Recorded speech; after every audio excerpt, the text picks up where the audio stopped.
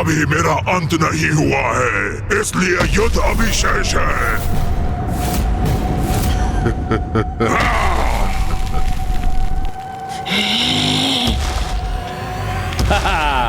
अति उत्तम रुरु, ये हुई ना बात। हाँ रुरु, जाओ अंत कर दो इसका। प्रमाणित करो कि तुम महाबली रुरु हो। मूर्खो, तुम्हारे समक्ष इतना सब कुछ घटित हुआ, किंतु फिर भी ये भ्रांति पाले बैठे हो कि ये कोई साधारण नारी है। सत्य नकार रहे हो तुम और अपनी मूर्खता के कारण मेरी बलि चढ़ा रहे हो। मैं इस देवी शक्ति से परिचित हूँ, ज्ञात है मुझे, जगत जननी है ये, किंतु भीरू नहीं हूँ मैं। इस युद्ध का परिणाम ज्ञात होने पर भी एक योद्धा का कर्तव्य निभाऊंगा मैं। अपने अंतिम श्वास तक युद्ध करूंगा इनसे।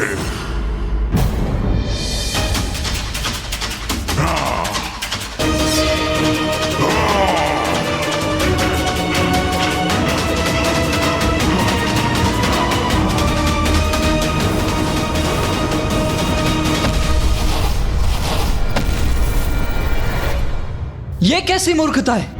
उस असुर को मां की शक्ति, उनकी दिव्यता का भान है, तब भी वो उनकी शरण में जाने के स्थान पर उनसे युद्ध करने जा रहा है। यही तो आसुरी प्रवृत्ति है भैया।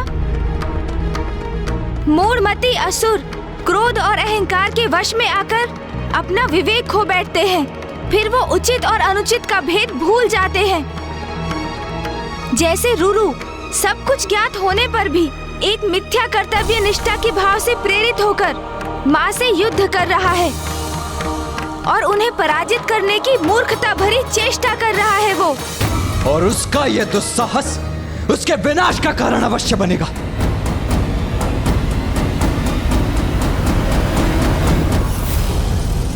अब मेरे प्रहार का सामना करिए जगत जननी।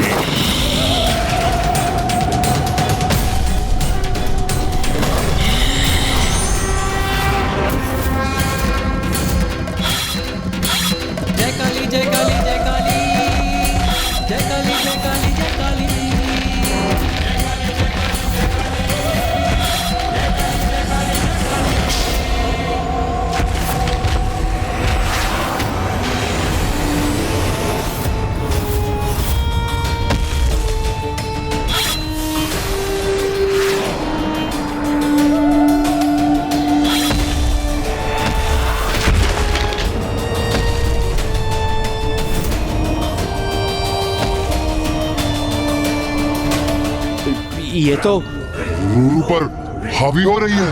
हाँ भ्रातामुंड, अद्भुत है जगत जननी का युद्ध कौशल।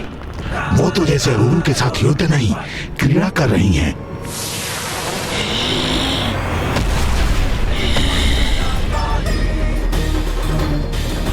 अरे अभी तो यही थी, अचानक कहाँ चली गई देवी? मैं यहाँ हूँ रुरु, मैं यहाँ हूँ रुरु, मैं यहाँ हूँ।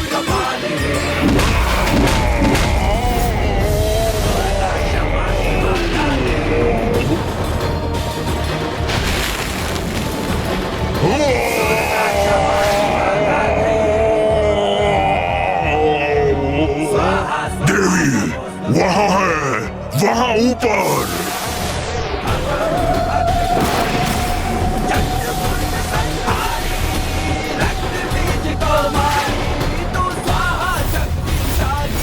रुरु, अपने काल से भेंट करो, अपने काल से भेंट करो।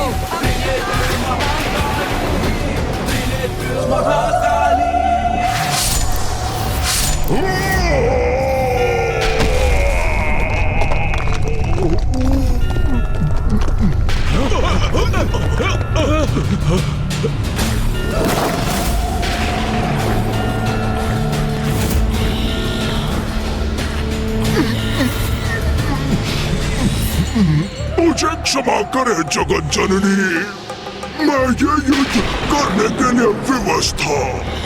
मुझ पर कृपा कीजिए देवी, अपने मेरे जीवन काल में आपका शरणागत न बन सका, किंतु मृत्यु पर्यंत मुझे अपनी शरण में अवश्य रखिएगा।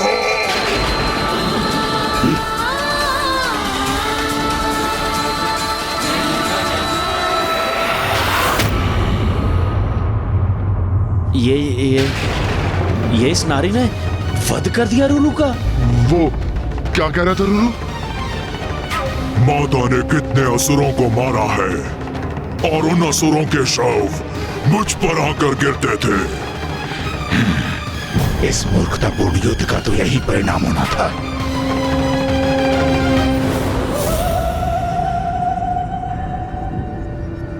भ्राता चंड, ये तो वास्तव में बहुत शक्तिशाली है। क्या करेंगे अब हम?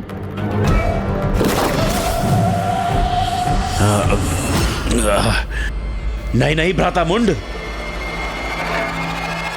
भयभीत नहीं होंगे हम। हमें अपने प्रयोजन पर स्थिर रहना होगा। अपने आत्मविश्वास को भंग नहीं होने देना है। हमारी शक्तियों के समक्ष कोई नारी नहीं टिक सकती, और वैसे भी कोई शक्ति नहीं है, माया है, और माया का प्रयोग कर रही है। शक्ति है या माया?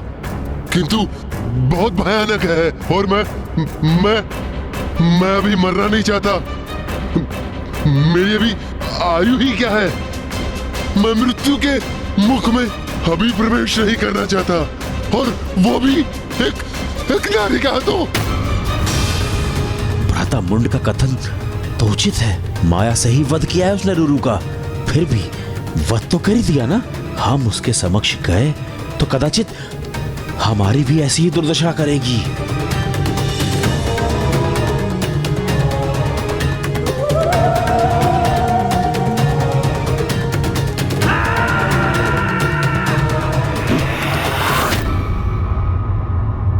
महेश पौंड्र,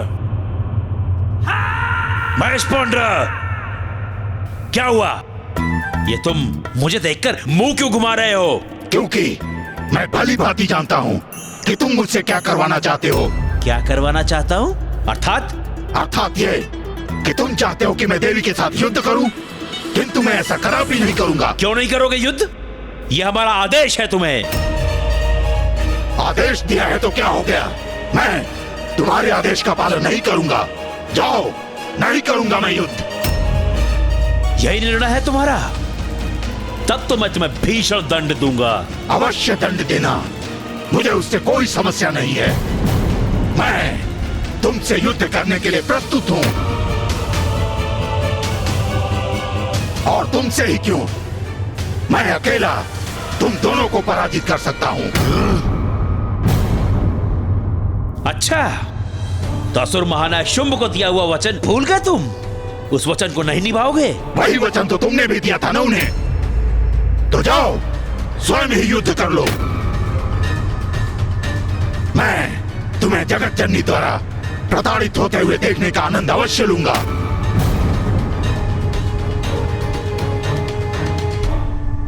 हाँ, हमारी अवज्ञा करने का दुस्साहस कर रहे हो तुम।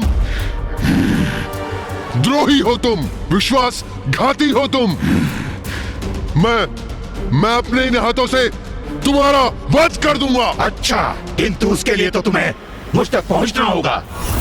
एक बार मेरे निकट तो आओ, फिर देखो कैसे अपने खूनों के प्रहार से मैं तुम्हें आघात करता हूँ। ऐसा वार करूंगा कि सदा अंतरिक्ष में घूमते रह जाओगे तुम। इतना दुस्साहस? अभी बताता हूँ मैं तुम्हें। तो आओ ना, देखता हूँ मैं तुम्हें कितना साहस है। ये क्या? असुर सेनापति मुंड और महेश पौंड्रक के मध्य ही युद्ध छिड़ने वाला है।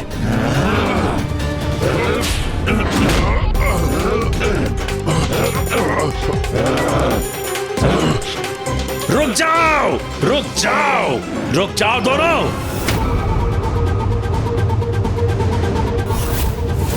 क्या हो रहा है यहाँ पर? ये क्या कर रहे हो तुम दोनों? हम यहाँ एक दूसरे से युद्ध करने नहीं आए हैं। मैं विनती करता हूं तुम दोनों से, रुक जाओ, मत करो ऐसा। मैंने कहा रुक जाओ। मेरे मार्ग से हट जाओ भ्राता मुंड। मैं इस दुष्ट के नेत्र निकाल लूंगा। अरे हटो, देंगे हाँकना बंद करो। बहुत देखे हैं तुम्हारे जैसे। मेरे नेत्र निकालोगे तुम? उसके पूर्व ही मैं अपने सिंहों को तुम्हारे उदर के आर पार कर दूंगा। शांत हो जाओ, शांत हो जाओ। भ्राता चंड, आप इतने व्याकुल क्यों हो रहे हैं? भ्राता मुंड, आप दोनों एक दूसरे पर टूट पड़ेंगे तो व्याकुल नहीं होऊंगा मैं।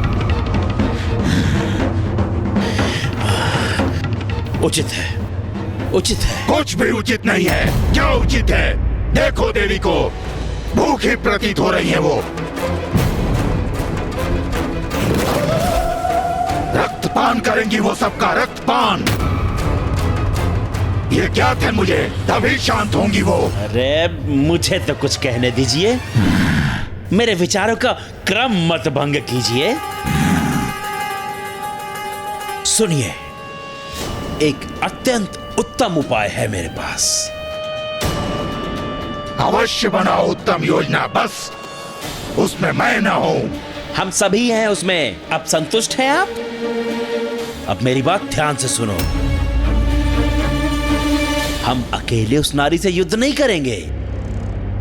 जो भी करेंगे एक साथ करेंगे, एकजुट होकर करेंगे।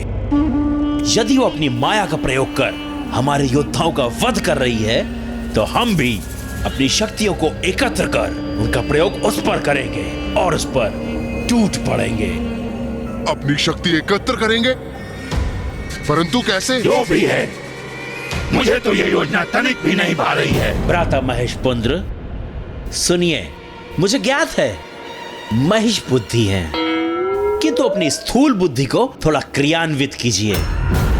थोड़ा सोचने का प्रयास कीजिए। विचार करिए कि यदि आपने इस नारी के साथ यहां युद्ध नहीं किया, तो वापस लौटने पर असुर महानायक शुंभ वो आपको कदापि जीवित नहीं छोड़ेंगे। उनकी स्तंभन शक्ति स्मरण है ना आपको? सूखे पत्ते के समान फड़फड़ाते हुए, रक्त की उल्टियां करते हुए मृत्यु होगी आपकी। ये मूर्ख तो उचित कह रहा है। देवी से युद्ध करने के अतिरिक्त और कोई विकल्प नहीं है मेरे पास। और अहंकारी शुंभ से मृत्यु प्राप्त करूं, उससे तो अधिक उचित है कि जगत जननी ही मेरा वध करे। उचित है फिर मैं युद्ध के लिए प्रस्तुत हूं। किंतु तुम दोनों भ्राता युद्ध करने के लिए अधिक उत्सुक नहीं प्रतीत हो रहे हो मुझे। नहीं नहीं, ये संशय कहां से उत्पन्न हो गया आपके मन में? हम दोनों भी युद्ध करेंगे, अवश्य करेंगे। हम सब एकजुट होकर उसे चारों ओर से घेर लेंगे और एक साथ उस पर प्रहार करेंगे, उस पर आक्रमण करेंगे। क्या हुआ? संपन्न हो गई तुम्हारी यंत्रणा? तो क्या निर्णय लिया है तुमने? अब मुझसे अपना वध कराने आगे कौन आ रहा है? बस बहुत बोल लिया तुमने। रूरू का वध अवश्य कर लिया तुमने, किंतु अब देखना किस प्रकार तुम्हें तुम्हारी मृत्यु प्राप्त होगी।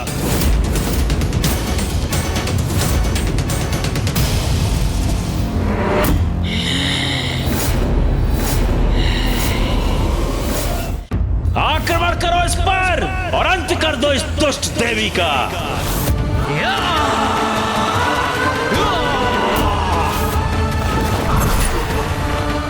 मुझे क्षमा करें जगत जननी, मैं ये युद्ध करने के लिए विवश हूं।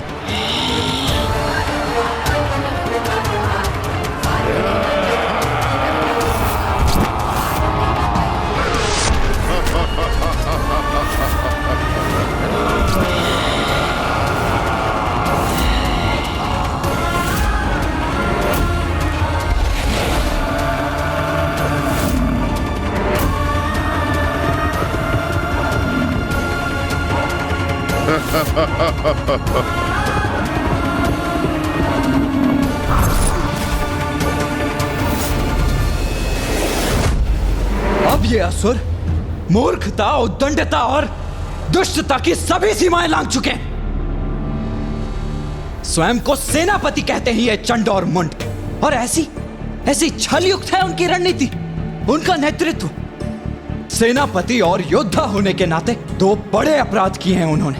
प्रथम, मां को घेर कर उनसे युद्ध करने का निर्णय। एक योद्धा कभी दूसरे योद्धा को घेर कर उस पर आक्रमण नहीं करता। और दूसरा, सेनापति सेना के आगे रहकर उसका नेतृत्व करते हैं।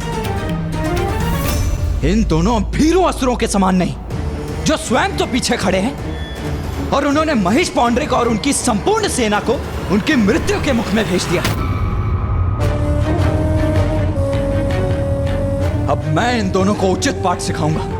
इन्हें बताऊंगा कि इनके द्वारा पुनः छल किया जाना सर्वथा अनुचित और दंडनीय है। भैया! देव सेनापति कुमार कार्तिकेय तो अंतर्ध्यान हो गए, किंतु ये करने क्या जा रहे हैं? भैया का जाना उचित नहीं, हमें उन्हें रोकना होगा। क्योंकि यदि भैया चंडमुंड से युद्ध करने लगे तो अनर्थ हो जाएगा। उनके हस्तक्षेप से असुरों का साहस बढ़ेगा और ये युद्ध और दीर्घकालिक हो जाएगा। क्योंकि इन असुरों का वध मात्र और मात्र माँ के हाथों ही संभव है। नंदी जी, आप यहाँ पिताश्री और ऋषि मार्कंडेय जी के साथ रुकिए। मैं तब तक इंद्रदेव और अन्य देवताओं के साथ जाकर भैया को समझा बुझाकर रोकने का प्रयास करता हूँ।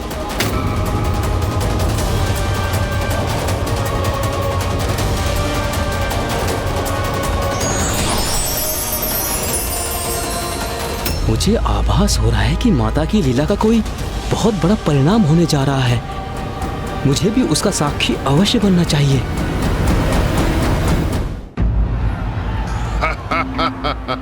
हाँ व्रताचंड, अति उत्तम योजना बनाई है आपने। अब सांप भी मर जाएगा और लाठी भी नहीं टूटेगी। हम असुर सेनापति हैं ब्रातामुंड।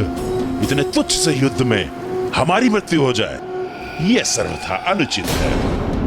अब इस मूर्ख महिष पौंड्र और हमारी असुर सेना को युद्ध करने दो इस काली से।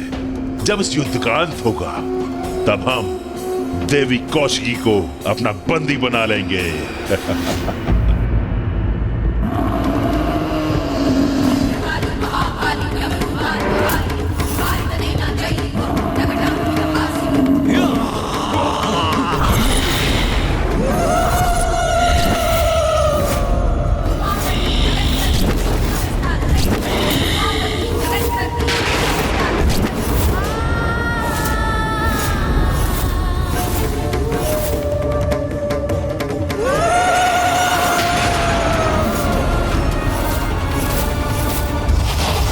तो यहाँ छिपे खड़े हैं ये चंड और मुंड।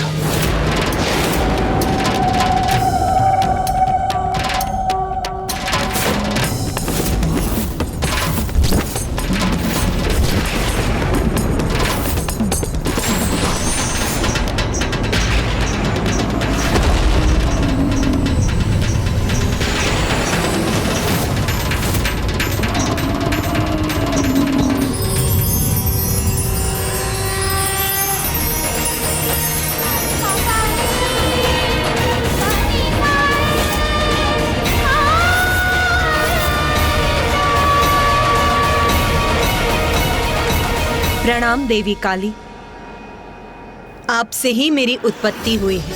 आदेश दीजिए, क्या करना है मुझे? तुम्हारा नाम है देवी चंडमारी और तुम यहाँ असुरों का विनाश करने आई हो। जाओ और जाकर महिष पौंड्रक का वध करो। जो आज्ञा मां।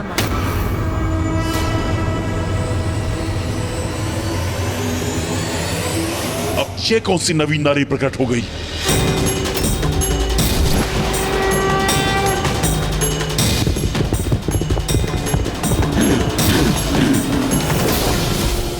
दुष्ट असुर, तू अपनी मृत्यु की ओर बढ़ रहा है।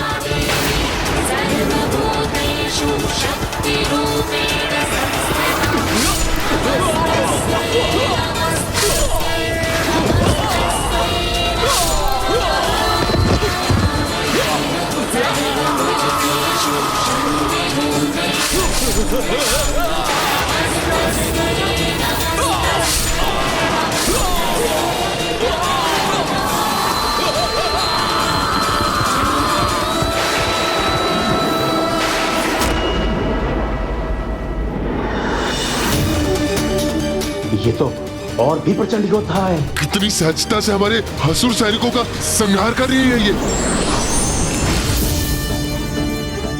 भैया, मुझे ज्ञात है आप माँ की सहायता करने के लिए आतुर हो रहे हैं। मैं भी वही करना चाहता हूँ भैया, किंतु देखिए माँ तो स्वयं एक सेना के समान है। कितनी सहजता से इन सभी असुरों का सामना कर रही है माँ। इसलिए उन्हें इस युद्ध में हमारी आवश्यकता नहीं है भैया। अब तो चंड मुंड के भी अंत का समय आ गया है भैया। महिष पोंड्र, जिस तरह मैंने इस असुर सैनिक को खत्म किया, उसी तरह अब तुम्हारा भी अंत होने वाला है। तुम्हारा भी वही हशर होगा महिष पोंड्र, जो धूम रोचक और रूरू का हुआ। अधर्मी को दिए मिथ्या प्रतिश्रुति को पूर्ण करने का परिणाम सदा विनाशकारी ही होता है।